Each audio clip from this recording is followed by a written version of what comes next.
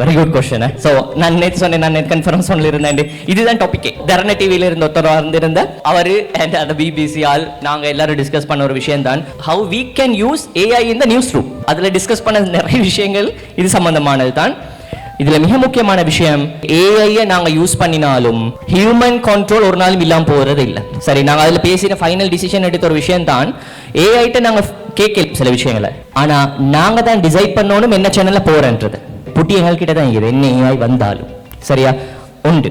Number 2, நாங்க identify பண்ணின ஒன்று தான் 4-5 ஏஐ யூஸ் பண்ணணும். ChatGPT, DeepSeek, ஏஐ ரிப்ளை பண்ணும் உங்களோட இன்ட்ரெஸ்ட்டுக்கு.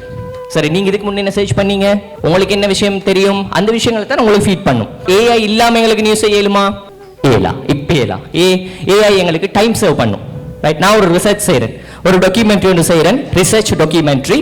அது கிட்டத்தட்ட 15 minutes டாக்குமெண்ட்ரின்னு சொன்னால் நான் அதுக்கு ரிசர்ச் வீக் கணக்கில் போட வேண்டி வரும் சர்ச்சுக்கு ரிசர்ச் பண்ண. ஆனால் இப்போ ஏஐ வந்தா எனக்கு அதை half daysல குறைக்கிது. சரியா? ஒரு 2 daysல 3 daysல எனக்கு நல்ல அழகான ரிசர்ச் ஒன்று செய்யக்கூடிய ஆப்பர்ச்சுனிட்டி வந்துக்குது. ஆனால் அது சரியா பிள்ளையா அதை நான் தான் டிசைட் பண்ணணும்.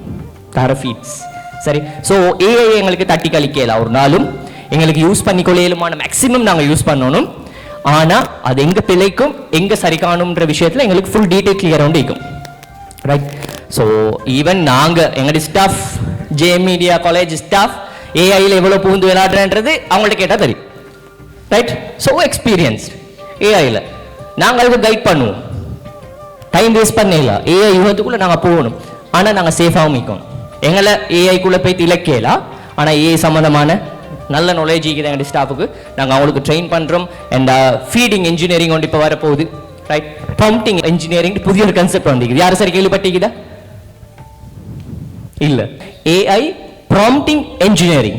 இட் மீன்ஸ் நீங்கள் ஏஐல கேட்கணுமே, எனக்கு இதை தா, எனக்கு இதை செஞ்சு தாண்டு, அதை டைப் பண்ணுறது கேட்குற மெத்தட். நாங்கள் முந்தி மனுஷன் பேசுறதுக்கு பழகுறோம் தானே, கம்யூனிகேஷன் ஸ்கில்ல. அது மாதிரி ஏஐட்ட ப்ராம்ப்டிங் இன்ஜினியரிங் ஒரு புதிய சப்ஜெக்ட் வந்து கோர்ஸ் ஒன்றும் உருவாக்கி இருக்கிறான். That's it. ஸோ நாங்கள் இன்னும் எவ்வளோ டெவலப் ஆகணும்னு பாருங்க.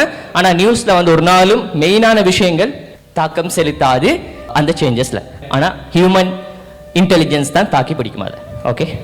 இலங்கையில் அரசு டிவிக் அங்கீகாரத்துடன் மிக நீண்ட நாட்களாக இயங்கி வரும் ஒரே ஒரு தமிழ் மொழியிலான ஊடக கல்லூரியான ஜேஎம் மீடியா காலேஜில் இணைந்து பயணிக்க உங்களுக்கும் வாய்ப்பு. அதிசிறந்த வளவாளர்கள், பயிற்சியுடன் கூடிய வகுப்பு, நேரடி மற்றும் ஆன்லைன் வகுப்புகள், தவணை முறையிலான கட்டண திட்டம், பெறுமதியான சான்றிதழ்.